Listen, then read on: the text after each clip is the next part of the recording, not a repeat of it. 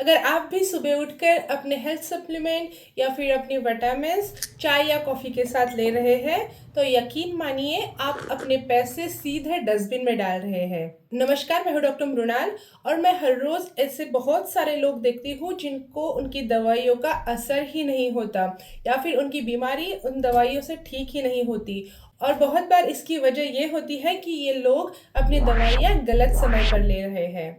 गलत समय पर ली हुई दवाइयाँ न केवल बेअसर होती है बल्कि कभी-कभी ये आपके लीवर को डैमेज करती है, कभी-कभी आपका गैस्ट्रिक अल्सर भी हो सकता है।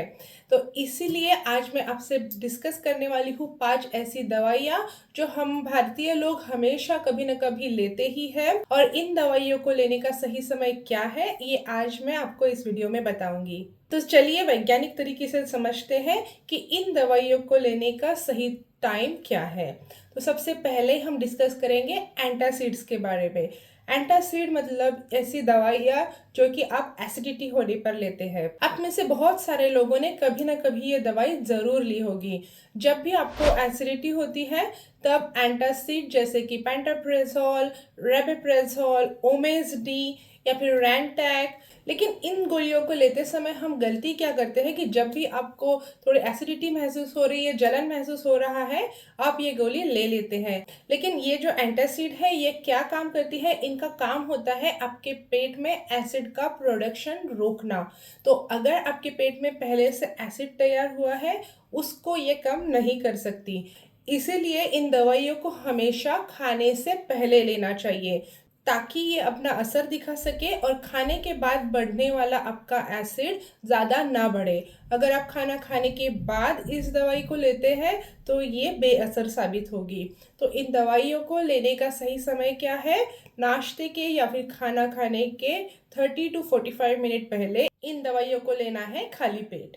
हमारे लिस्ट में जो दूसरी दवाई है वो है पेन किलर्स। किसी को जोड़ों में दर्द है, किसी को पीठ दर्द हो रहा है, कभी आपका सर दर्द हो रहा है या फिर किसी का पेट दर्द हो रहा है।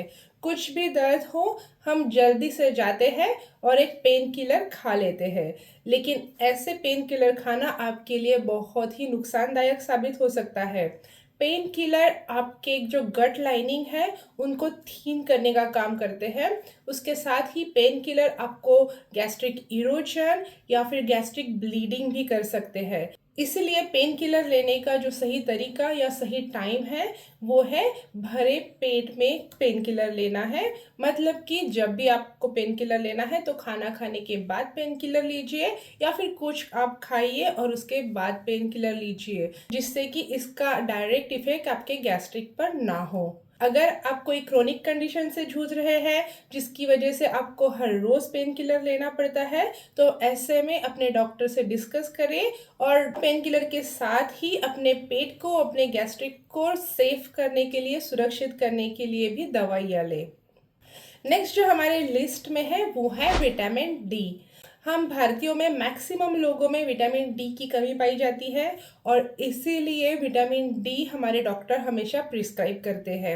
विटामिन डी की डेफिशिएंसी बहुत ही बुरी होती है, इससे बहुत ज़्यादा साइड इफ़ेक्ट होते हैं, ये जानलेवा भी हो सकती है। इसलिए डॉक्टर आपको विटामिन डी लेने की सलाह देते हैं, प्रिस्क्राइब करते हैं।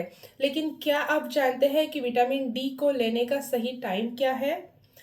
अगर आप विटामिन डी खाली पेट लेते हैं या फिर सुबह सुबह उठते ही पानी के साथ विटामिन डी लेते हैं तो इसका सिर्फ 20% ऑफ विटामिन डी आपके शरीर में एब्जॉर्ब होगा और बाकी का जो सप्लीमेंट है वो वेस्ट हो जाएगा। तो इसलिए विटामिन डी लेने का सही तरीका ये है कि आप उसको खाने के बाद लें। विटामिन डी एक फैट सोल्यूबल विटामिन है, तो अगर जब आप इसको खाना खाने के बाद लेते हैं तो हमारे खाने में जो फैट होता है, जो तेल होता है, घी होता है, इसमें ये घुलता है और ज़्यादा अच्छे तरीके से आपके शरीर में, आपके पेट में ये एब्जॉर्ब होता है। नेक्स्ट जो सप्लीमेंट है वो है आयरन की गोली।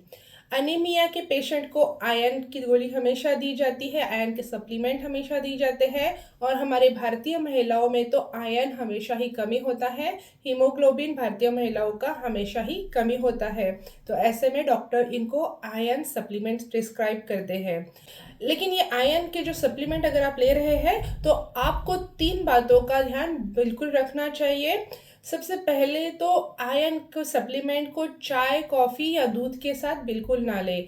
चाय, कॉफ़ी में जो टैनिन होता है या फिर दूध में जो कैल्शियम होता है, ये आयरन के एब्ज़ॉर्प्शन को बहुत ज़्यादा कम कर देता है। तो इसलिए ध्यान में रहे कि जब भी आप आयरन के सप्लीमेंट ले रहे हैं, उसके 1 घंटा पहले और 1 घंटा बाद में चाय, कॉफ़ी या फिर दूध बिल्कुल ना लें। नेक्स्ट चीज़ आपको ध्यान रखनी है आयरन लेते समय कि इसको हमेशा खाली पेट लें। अगर आप आयरन को खाली पेट लेते हैं तो इसका एब्ज़ॉर्प्शन अच्छे से होता है। और उसके साथ ही अगर आप आयरन की कैप्सूल के साथ, आयरन के सप्लीमेंट के साथ विटामिन सी ऐड करते हैं, जैसे कि अगर आप लेमन का जूस उसके साथ लेते हैं या फिर ऑरेंजेस खाते हैं, तो इसका एब्ज़ॉर्प्शन और भी ज़्यादा अच्छे से होता है। उस आयरन सप्लीमेंट का आपको और भी अच्छे से फ़ायदा होता है। और लास्ट बट नॉट लीस्ट हमारा जो दवाई है जिसके बारे में हम बात करने वाले हैं वो है एंटीबायोटिक्स। जब भी आपको कोई इन्फेक्शन होता है, बैक्टीरियल इन्फेक्शन होता है, फीवर आता है, बीमारी होती है, तो आपके डॉक्टर आपको एंटीबायोटिक्स प्रिस्क्राइब करते हैं। तो इन एंटीबायोटिक लेने का सही टाइम क्या है? तो जब भी आप एंटीबायोटिक्स लेते हैं तो इसमें जो इंटरवल होता है, जो गैप होता है, उसका बहुत महत्व है। अगर आपके डॉक्टर आपको कहते हैं कि आपको दिन में 2 बार एंटीबायोटिक लेनी है, तो आप एक सुबह, एक दोपहर को नहीं ले सकते। आपको उनको ऐसे इंटरवल करना होगा कि ऐसे लेना होगा कि 2 दवाइयों के बीच में, 2 डोज़ के बीच में ऑलमोस्ट 12 घंटे का अंतर हो। अगर आपके एंटीबायोटिक के डोसेस में जो गैप होता है वो कम ज़्यादा हो जाता है, तो ऐसे में बैक्टीरिया को टाइम मिल जाता है, बैक्टीरिया को एक चांस मिल जाता है फिर से रीग्रोथ होने का। तो ये भी एक कारण हो जाता है, फिर एंटीबायोटिक्स का आपको रेजिस्टेंस हो जाता है। उसके साथ ही जब भी आप एंटीबायोटिक लेते हैं तो सबसे महत्वपूर्ण चीज़ ध्यान में रखने वाली ये है कि आपको आपके डॉक्टर ने जो कोर्स दिया है, जो दवाई का पूरा कोर्स दिया है, वो आपको कंप्लीट करना बहुत ज़रूरी है। बहुत सारे पेशेंट मैंने ऐसे देखे हैं कि जब उनका फ़ीवर कम हो जाता है या फिर उनको ठीक लगने लगता है, तो वो एंटीबायोटिक्स लेना बंद कर देते हैं। उनका कहना होता है कि अब मैं ठीक हो गया, मुझे एंटीबायोटिक की ज़रूरत नहीं है। लेकिन यही मुख्य कारण है एंटीबायोटिक रेजिस्टेंस का, और एंटीबायोटिक रेजिस्टेंस हम भारतीयों में बहुत ज़्यादा फैल रहा है। ये एक बहुत ही बड़ा चिंता का विषय बनते जा रहा है। जब आपको किसी एंटीबायोटिक का रेजिस्टेंस होता है तो नेक्स्ट टाइम वो एंटीबायोटिक, वो दवाई आपके शरीर पर काम नहीं करती, आपको उससे भी ज़्यादा हाई पावर वाली एंटीबायोटिक लेनी पड़ती है। तो इसलिए एंटीबायोटिक अगर आपको डॉक्टर ने प्रिस्क्राइब की है तो इन 2 चीज़ों का ध्यान ज़रूर रखिए।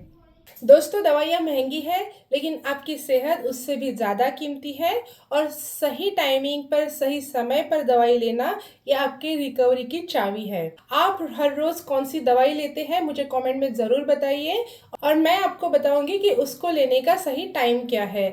मैं आशा करती हूँ कि ये वीडियो आपको यूज़फुल लगा होगा। अगर आपको ये जानकारी उपयुक्त लगी है तो अपने दोस्तों में, अपने रिश्तेदारों में ज़रूर शेयर करिए। अगर आप चैनल पर नए हैं, फर्स्ट टाइम आए हैं, तो सब्सक्राइब ज़रूर करिए, और मैं आपको मिलती हूँ नेक्स्ट वीडियो में। तब तक के लिए स्वस्थ रहिए, सुरक्षित रहिए।